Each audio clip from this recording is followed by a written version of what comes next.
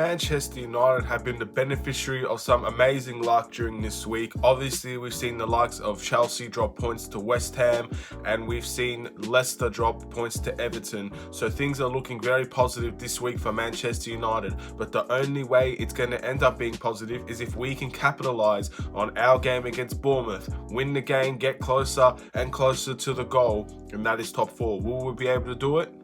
Let's find out right now. Let's do it.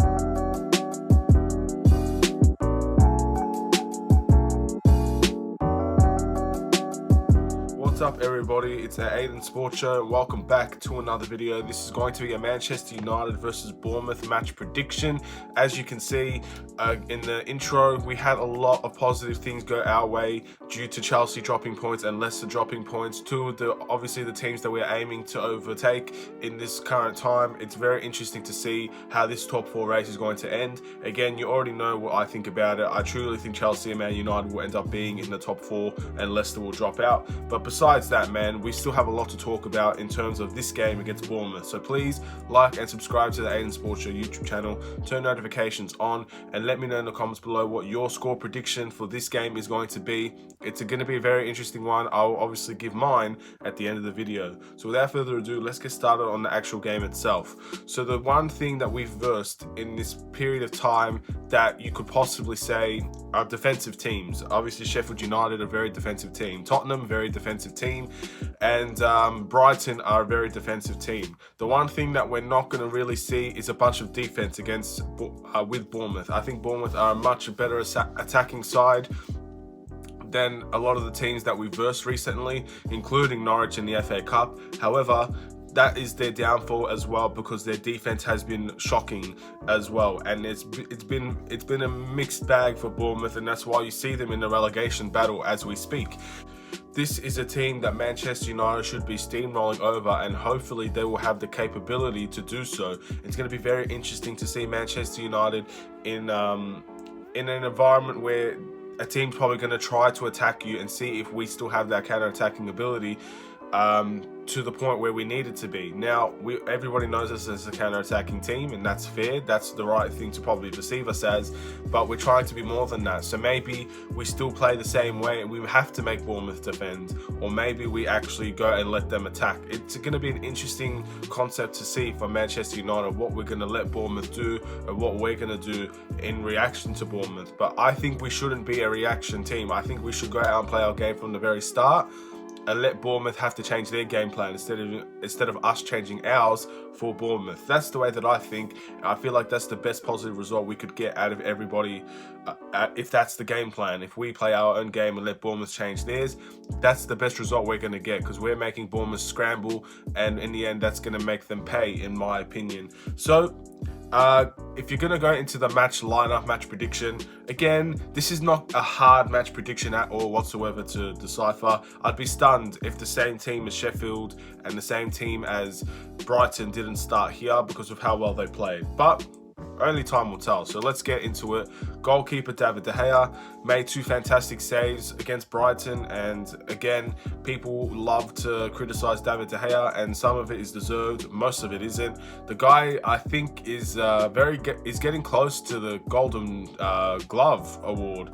So look, what do you guys think about that? Does he deserve the Golden Glove award? I think only time's gonna tell. Only time's gonna tell, man. But I think people are really critically misunderstanding the season David De Gea is having. But nevertheless, people are gonna say what they want to say, and in the end, let's just move on. Right back, Aaron Wan-Bissaka.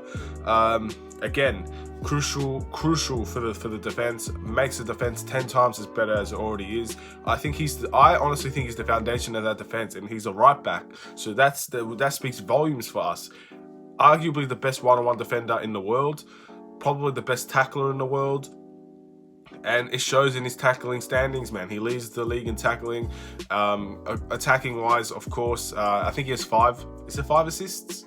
I'm not sure. I'm pretty sure he has 5 assists in all competitions, not just in the Premier League. So there you go. That's something that's being worked on as well, and he's getting the results. The guy deserves to start. and he deserves, honestly, he probably deserves to be player of the year, and that's who I'm going to be going for. We'll get to that another time. Next up, Victor Lindelof had a fantastic game against Brighton, and it's always a positive when you don't notice the centre-backs as much as you should, because that means that the entire team is playing well to the point where the centre-backs, they don't actually need the attention on them. And but when the attention was called upon him, he made some great interceptions, he made some fantastic tackles and everything of the sorts. And I felt like Victor Lindelof was great. And again, when players play great, even if the partnership isn't what people want, when players play great, they deserve to keep playing. And Victor Lindelof is of that nature at the moment. He's playing great, so keep playing him. Next up, we've got Harry Maguire. Again, interesting stat. This guy has played every single Premier League minute. Every single Premier League game, this guy has played 90 minutes. That is beyond belief. I can't believe that stat. And if that continues, I honestly feel like that's like the first player in history to ever do so. Because we've got, 5 Premier League games left after Bournemouth. Harry Maguire's probably going to start this game, and he could play every single minute. That's insane. I can't believe that. The guy has not got a break the whole season. My goodness. Anyway, well, hopefully he doesn't need the break. That's all I can say, because we haven't managed him well. Let's be fair, we haven't managed him well. But hopefully he can escape this season injury-free. Hopefully he can escape this injury with every single minute under his belt. And hopefully he can show that he's a Manchester United quality centre-back, as he's proving to us every single game. Hopefully he can keep doing it. Next up, left-back, I've gone with Luke Shaw. Defensively, Luke Shaw, I don't think there's any question. Of course, there are some sort of positioning issues that need to get upheld and properly fixed. But other than that, attacking-wise, he gives everything attacking-wise, man. I've never seen Luke Shaw run the byline the way that he did. A very crucial player in the first goal against Brighton. Of course, he doesn't get the assists, but that's an element of his game he needs to work on, and only way to work on it is to play games, man. And I feel like people don't like Luke Shaw. Think what you want, really. It's not my place to tell you who to like and who to not like, but I do think you need to give Luke Shaw more of a chance. That's all I have to say, and I'll say it every single video. All these videos could be repetitive by now, but I'm going to keep saying it until it happens. Give Luke Shaw the chance to prove you wrong. Give him another year, another 2 years. People don't have that patience, fair enough, up to you. But I think Luke Shaw can be a very quality left back, and maybe not a starter, but definitely a quality left back, and he's definitely Manchester United quality in my eyes. Anyway, moving on to the midfield. So obviously the formation I think we're going to play is, again, it's going to be a 4-2-3-1, but it's basically a 4-3-3 if you think about it, or a 4-1-2-3 or something like that, like 2 attacking midfielders in my eyes at least. So obviously the CDM has to be Matic. Like, come on, guys. Are you serious? Anybody that's not picking Matic in this game is obviously doing it because he probably needs a rest. But besides that, oh man, like, he has been sensational. Honestly, probably the best player since the return, bro. He's probably been the best player of Manchester United. So how could you not play him? I know people will, obviously I didn't pick man of the match for him for any of the games, but realistically, the most consistently great player in this period has been Nemanja Matic, and why shouldn't he play? Why shouldn't he play? Scott McTominay probably has a shout for that position. Fred hasn't played in a while. But in the end, Matic is the better player at the moment, so you pick your best players. And Matic is one of the best players on the team at the moment. He needs to get picked. Pick him. He is crucial. Next up, Paul Pogba. I really want Paul Pogba to score a goal, but as I mentioned in the last video, a lot of Paul Pogba's impact has not even been from him taking a shot on goal. I've only seen maybe 1 or 2 shots on goal in this entire period from Paul Pogba. Playing at a deeper role, he's not going to get many shots on goal, but he's making so much more of an impact. I feel like this is truly the real Paul Pogba. And if we could get this Paul Pogba consistently, not the one that needs to shoot, not the one that needs to actually not the one that actually needs to do everything himself. We've got the real Paul Pogba, a free Paul Pogba, a consistent Paul Pogba. All of that has to do with taking the pressure off of him sometimes. And in the end, only time's going to tell how well we can actually do. Next up, and this is a big one as well, Bruno Fernandes. Fantastic, phenomenal game against Brighton. A lot of people had criticised him again in Norwich, and rightfully so. He deserved to get criticised. Every player, when they play bad, needs criticism. Otherwise, they're not going to improve from their performances and learn from their mistakes. It's important to give criticism, and Bruno got that criticism criticism against Norwich, and he came back with a retaliation of 2 goals. 2 fantastic goals nonetheless as well. Obviously one was lucky, but the second one was pure class, pure venom, and was one of the best goals I've seen all season. And he deserves to start. I feel like he could create some damage against Bournemouth. I truly do. They need to be very watchful of the midfield pairing of Pogba and Bruno. If they are not careful, then I think this could be an absolute demolition. But who knows? These two together have created a partnership, and the only important thing is that this partnership needs to continue going forward. That's all I could say. That's all that really matters, and I'm hopeful that it can keep going. Obviously, we move into the attacking the wingers. Sorry about that. The wingers and the striker. So, let's go with the right wing. I think this is going to stay the same as well. Mason Greenwood playing the right wing. 9 out of 10 performance against Brighton. Scored a banger of a goal, a beautiful assist off the left. He's a 2-footed player. He can play in multiple wing positions. The rotation is key. Interchangeability you get with Mason Greenwood as well, because he is just as impactful off the left as he is off the right. And up front as well. So the guy is the perfect player for Manchester United. He can play all 3 positions attacking wise, and he can do it just as great as each other. He can play the right wing just as good as he can striker, left wing just as good as he can striker, and that's a brilliant thing to have. And I can't wait to see him develop as a Manchester United player. I can't wait to see him get more game time over the periods of years. Even with Sancho potentially coming in or any other player, Greenwood's going to get his time. Don't worry about Mason Greenwood not developing. He will get his game time. He's proven to everybody that the guy gets game time. It's as simple as that. It's not an Angel Gomez situation where Angel Gomez didn't prove that he needed game time, but also didn't get the chance. Mason Greenwood got the chance, and he's proven that he deserves game time. So it's only going to be game time. He's going to play every game, I feel, next season, off the bench or starting. Nevertheless, he's going to play, and that's important to me. So squad depth is important, and Mason Greenwood is important, and he deserves to start at this current time. Left wing Marcus Rashford. People are having a go at Marcus Rashford, and again, he's returning from injury, so I'm not going to go too deep into the Marcus Rashford story at the moment. Obviously, the guy is still pretty much trying to adapt to that injury. That injury's going to probably stay with him for the rest of his life. Even if it doesn't feel any pain, it's going to slow him down.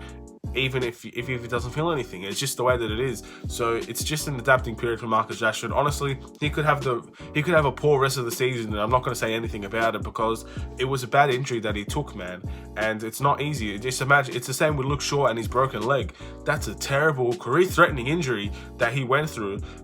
I'm not going to go to bad. When he came back, obviously now people can have a go at Luke Shaw if they want to, but when he came back, no one went in on Luke Shaw, because at the end of the day, they know the injury, man. And I feel like Marcus Rashford is in a similar boat. Obviously not as bad as an injury, but still a bad injury to have.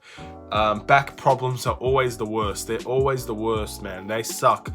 They are truly painful to have, and we're just going to have to see where it goes with Marcus Rashford. But I do predict he's going to score today. He might not have the greatest performance, but I do predict he's going to score, so keep your eyes out on that. Next up, Tony Martial. Again, people are criticizing Martial for not scoring. I feel like Martial had a very, very hidden impact in the Brighton game, and I feel like we're going to see a lot more of him in this game as well. Bournemouth attack defensively wise is not one of the greatest teams, so Martial will have a field day, and I believe. And I think Martial might score a goal too. He might not, but I feel like he's going to be more present in the game. He's going to be more in it. He's going to be more involved. He's going to be more impactful, and everything of the sorts. Martial is going to be that guy. And I'm very proud to say that he could potentially be the leading goal scorer for Manchester United by the end of the season. And again, look, he's cracked 20 goals this season, has he? I believe he's on 20 exactly. So I feel like there's been ages since this happened. Maybe since Ibra, maybe Lukaku did it. But Martial needs more of an opportunity to prove himself. And next season, I feel with a healthy Martial playing, hopefully the whole season, maybe taking 2 months off from injury is not ideal. We can have a 25-goal Martial or even 30-goal Martial. Nevertheless, only time's going to tell. And in this game, I predict Martial to score as well. That's the team. Ole Gunnar Solskjaer hopefully can pick this team. Again, positive FC at the moment. So this team can't go wrong, man. This is positive FC. The players are feeling it, the fans are feeling it, the coaching staff are feeling it. We all feel positive, and we all feel like this is a great opportunity to go and get into that top 4, and we can't accept anything less than that at the moment. Obviously, the league is gone. Liverpool have taken that. Second is probably gone. Man City have captured that. But third is there, and we want to be as high as possible in the standings just so we can have an idea of where we need to go to improve. So if we are third, maybe we do strive for second, or maybe we try and dominate third and make it a guaranteed top 4 next season. Either way, we need to know exactly where we stand, and this game will only help us get higher in the standings and guarantee us Champions League football. So we need to win this game. Out of any game I said this is a must win, this one at the moment is a must win, because both Chelsea and Leicester have dropped their points, and now it's time for us to catch up to them and see where we can go. And Wolves are not too far behind us as well, so we need to try and elevate ourselves away from them, and this game will help us do that. So score prediction for this game: Ole Gunnar Solskjaer, Manchester United. I'm predicting a 3-1 Manchester United victory. I think attacking wise, Bournemouth are very, very good at going forward, but again, defensively they are shockingly bad, and that's going to be their downfall in my opinion. So let me know what you guys think about that. I want to thank you guys for watching. Please like and subscribe if you're new to the Aidan Sports Show YouTube channel. Turn notifications on. Let me know in the comments below your score prediction. Let me know if Manchester United will win this game. Let me know if Manchester United will make top 4 this season. Have a wonderful and safe day. Take care.